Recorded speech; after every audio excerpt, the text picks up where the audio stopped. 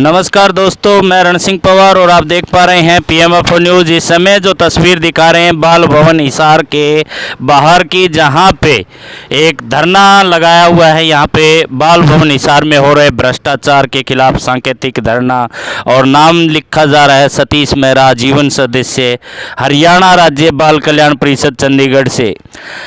भ्रष्ट अधिकारियों से बाल भवन हिसार को आज़ादी दिलाओ सतीश मेहरा। तमाम तरह के बैनर यहाँ पे लगे हुए हैं।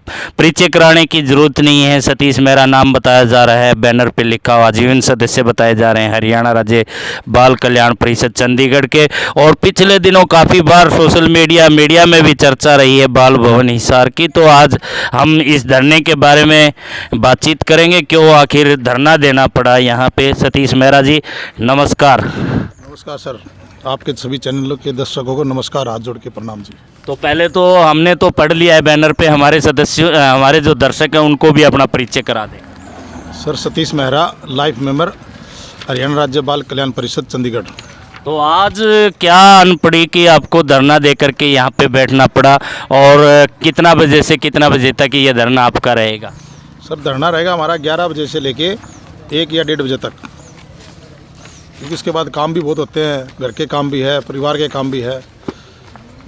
तो काफ़ी डॉक्यूमेंट्स भी यहाँ पे नज़र आ रहे हैं, दस्तावेज यहाँ पे नज़र आ रहे हैं, एप्लीकेशंस हैं, बहुत कुछ यहाँ पे नज़र आ रहा है। तो सतीश जी क्या कहना चाहेंगे इस धरना प्रदर्शन के बारे में, और आखिर क्यों देना पड़ा, और किस तरह के आरोप आप लगा रहे हैं जिसकी वजह से कोई कार्रवाई नहीं हो रही है और आपको यहाँ धरने पर बैठना पड़ा? सर मैंने धरना स्टार्ट किया था, यहाँ पर एक स्पेशल अडॉप्शन एजेंसी है अनाथ बच्चों की, उसमें अनाथ बच्चे आते हैं, उनको फिर आगे गोद पे दिया जाता है। और मैं सरकार की बहुत अच्छी मुहिम है, सरकार अपने आप को बहुत ही ईमानदार सरकार भी बता रही है, हमारे मुख्यमंत्री भी, प्रधानमंत्री भी, लेकिन जो कागजात जो मैंने देखा उसके हिसाब से नहीं लगता कि हमारे पास कि यहाँ ईमानदार सरकार है, ईमानदार अधिकारी हैं। क्योंकि जो मैंने जो रिकॉर्ड खंगाला, देखा, मंगाया, ढूंढा, तो उससे तो ये साफ जाहिर हो रहा है कि यहाँ पर बहुत ही बड़ा भ्रष्टाचार है। हम सोचते थे कि बाल भवनों के अंदर भ्रष्टाचार का नाम की कोई चीज़ नहीं होगी, कोई और डिपार्टमेंट में वो भ्रष्टाचार होगा, लेकिन हमें तो कुछ ऐसा महसूस हुआ कि हमारे पहचान से लगा लो, जान से लगा लो, हमारे सर्कल से लगाओ कि और डिपार्टमेंट से यहाँ से तो बहुत ज़्यादा बड़ा घोटाला है। दाल ही काली है पूरी की पूरी। तो किस तरह से साबित करना चाहेंगे आप कि किस तरह के धरने, जो भ्रष्टाचार के आरोप तमाम तरह के लगाए जा रहे हैं यहाँ पे, तो क्या कहना चाहेंगे? भ्रष्टाचार के आरोप हम लगा नहीं रहे सर, ये साबित हो चुका है। हम किसी पर इल्ज़ाम नहीं लगा रहे, क्योंकि हमारे पास जो कागज़ है इसके अंदर क्लियर कट है, यानी कि 22/5/2021 से लेके 2/8/2021 तक 62 दिन के अंदर 1 साल से लेके 5 साल के 5 या 7 बच्चे हैं। उन बच्चों ने 864 किलो राशन खा के बच्चे हुए। बड़े अजीबोगरीब बात है ये, क्योंकि छोटे बच्चे हैं, आपको पता है कि एक बच्चा कितना राशन खा जाता है। नाम मात्र बच्चे बेचारे, जो कि कुछ 2-4 बच्चे दूध ही पीते होंगे और कुछ राशन भी खाते हैं। तो 864 किलो राशन तो इन्हें कागजों में खिला दिया है सर। हालांकि ये संभव नहीं है, लेकिन ये कागजों में खिला दिया गया है। हाँ, कागजों में खिला दिया गया है ये, और ये संभव है, खा चुके इतने। और ये तो इनका रिकॉर्ड है, जो डोनेशन आया है, जैसे आप जैसे लोगों ने या और डोनेशन, उसका तो रिकॉर्ड है ही नहीं। वो तो इनके पास हुआ कितना आया, कितना गया, कितना आया। क्योंकि हमारे को तो ऐसा संभव हो रहा है क्योंकि यहाँ पर बहुत ही ज़्यादा भ्रष्टाचार है, और ये जो भ्रष्टाचार हुआ है उसके पीछे भी एक बहुत सोची समझी चाल है, बहुत सोची समझी चाल है। कि यहाँ पर एक सात सेंटर के अंदर कृष्ण कुमार संबरवाल कोऑर्डिनेटर है, उसकी जगह पर जींद से मोतीलाल को यहाँ लाया गया है, जो कि लीगल था। यहाँ खाली पोस्ट दिखा के जिला कल्याण अधिकारी विनोद कुमार ने उसको यहाँ लगाया, मोतीलाल को, और उसने आते ही ये घोटाला कर दिया। जब हमने शिकायत करी, हमने जांच शुरू करवाई, तो उसका यहाँ से तबादला करके वापस वहाँ भेज दिया गया। उस दिन से, जिस दिन से कृष्ण कुमार यहाँ आया है संबरवाल, उसी दिन से कृष्ण कुमार के पीछे ये वो बंदा हाथ धो के पिड़ा हुआ पीछे। महिलाओं से इसने आरोप लगा दिया शारीरिक शोषण का कृष्ण कुमार पे। यानी कि जो भ्रष्टाचार है वो आरोप प्रत्यारोप पे शुरू हो चुका है, आरोप लगाए जा रहे हैं। ये बंदा ऐसा बंदा है, ये कुछ भी कर सकता है। ये देखो, इसमें साइन सारे फर्जी हैं। और ये जो लेडीज़ है जिन्होंने आरोप लगाया, इन्होंने ये भी कह दिया कि हम ये केस हमारा वापस ले रहे हैं। अगर मान लो इन्होंने ये आरोप लगाया है सर 10/11/2021 को, अगर उस दौरान इतना शारीरिक शोषण का आरोप किसी बंदे पर लगाया जाए, वो बंदा कोई अनहोनी घटना घट जाए या और उसका समाज को कौन पालेगा, परिवार को कौन पालेगा, बच्चों को कौन पालेगा, उसका जिम्मेदार कौन होगा।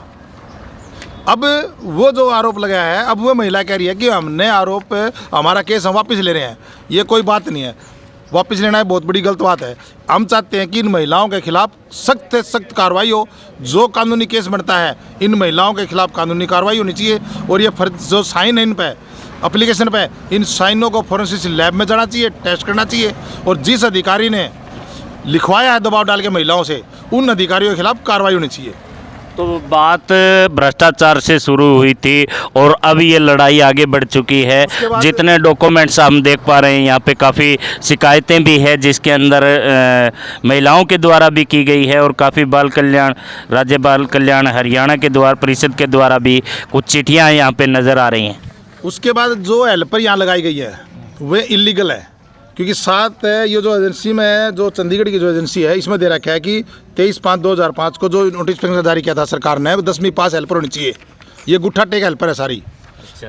कल बच्चों को दवाई भी देनी होती है, बच्चों को दूध भी पिलाना होता है। इनको ये नहीं पता कितना ml दवाई देनी है, कितने ml दूध, उससे बच्चों को नुकसान भी हो सकता है।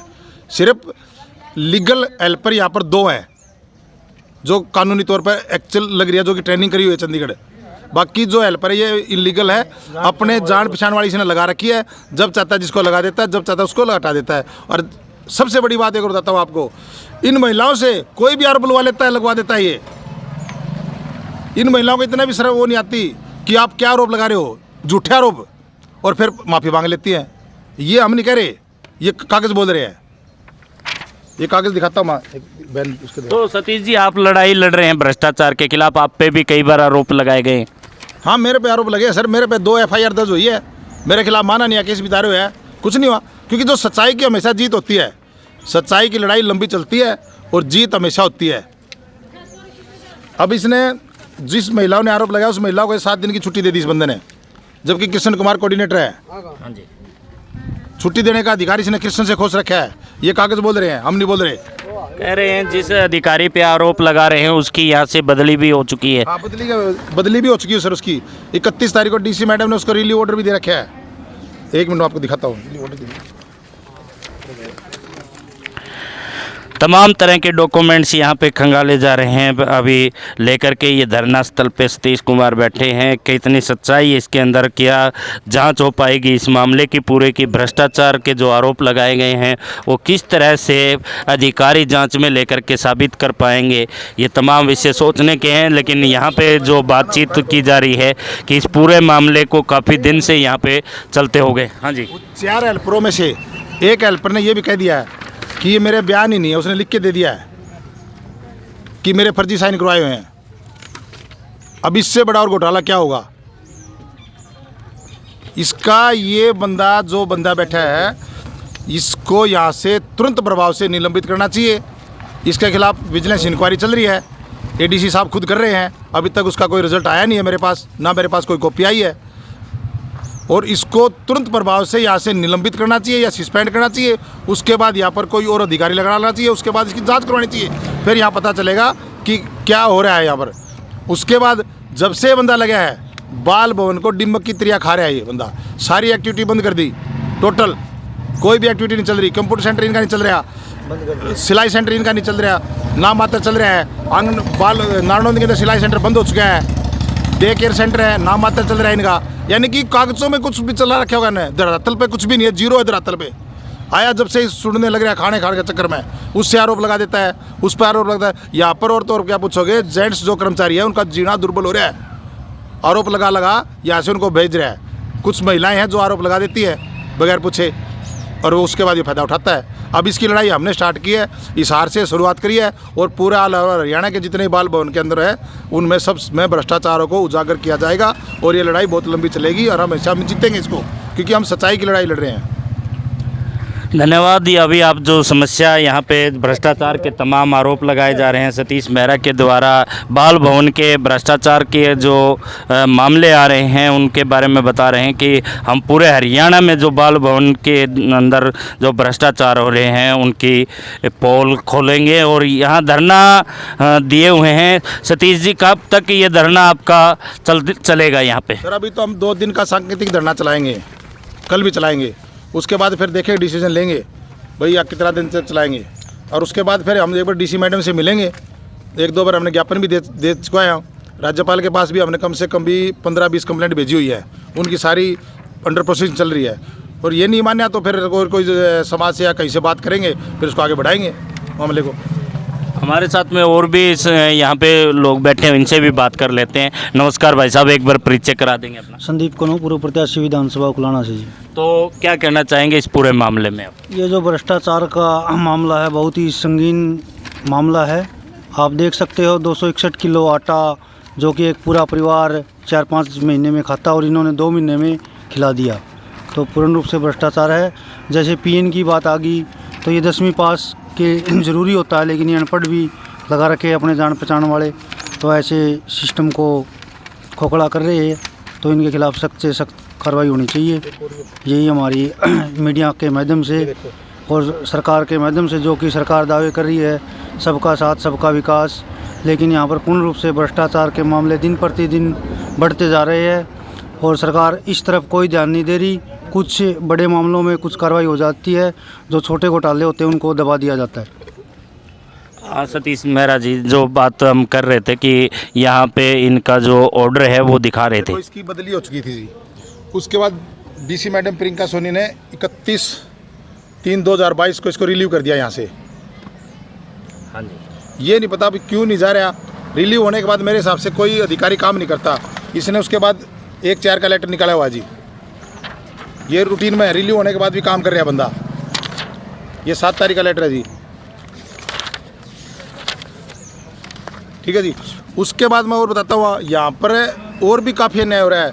अब यहाँ पर जैसे सैलरी की बात आती है, कुछ कर्मचारियों की कम सैलरी है, कुछ की ज़्यादा सैलरी है। अपने जो इनके पर्सनल कर्मचारी हैं, रिश्तेदार हैं, भाई परिवारवाद है, उनको ज़्यादा सैलरी दे रहे हैं। अब 7 सेंटर के अंदर जो सैलरी है, आया की सैलरी मात्र 6,000 रुपये है। चौकीदार भी 6,000 रुपये में है, लेकिन उस चौकीदार को डीसी रेट कर दिया इन्होंने, क्योंकि उनका शायद रिश्तेदार है। जो उच्च अधिकारी उनका रिश्तेदार है, उसको डीसी रेट कर दिया इन्होंने। और वो बंदा कुछ ये जो हेल्पर है, मैं चाहता हूँ कि डीसी मैडम से रिक्वेस्ट करता हूँ हाथ जोड़ के कि आप एक बार यहाँ की सीसी फुटेज निकलवाओ 7 सेंटर की। आपको ये पता चलेगा कि कौन कर्मचारी कितने बजे आ रहा है, कितने बजे जा रहा है और कौन गलत नजरी लगा रहा है। कुछ अधिकारी हेल्पर तो ऐसी हैं जो आती है भी नहीं, नजरी भर देती है। यही काम इनको है। ये दिखाता हूँ आपको, ये देखो, ये चौकीदार की सैलरी है संदीप की 6,000 रुपये, मात्र 6,000 रुपये संदीप की चौकीदार की सैलरी है। ये साइन है कोऑर्डिनेटर के जी, लेकिन ये डीसी रेट की सैलरी ले रहा है बंदा। अब इसको क्यों दे रहे हैं, कैसे दे रहे हैं, इस चीज़ का हमें नहीं पता। अगर देनी है तो 12 घंटे ड्यूटी एक रहा है, 12 घंटे की हेल्पर ड्यूटी करनी है बेचारी, उनको भी सैलरी देनी चाहिए डीसी रेट की। ये सरासरी अन्याय है इन कर्मचारियों के साथ। हम चाहते हैं कि प्रशासन से इनके खिलाफ सख्त से सख्त कार्रवाई करी जाए, कानूनी कार्रवाई करी जाए। जो भी होता है वो पूरी की पूरी कार्रवाई करो, इनको यहाँ से निलंबित करो, सस्पेंड करो, उसके बाद नए अधिकारी यहाँ लगाओ, उसके बाद जाँच शुरू करो। तमाम तरह के आरोप आपके द्वारा लगाए गए हैं सतीश मेहरा, जो लगा रहे हैं यहाँ पे और धरने पे बैठ चुके हैं। सांकेतिक धरना बताया जा रहा है, हर रोज़ 2 घंटे बैठने का ये कह रहे हैं, 2 दिन का सांकेतिक धरना भी दे रहे हैं।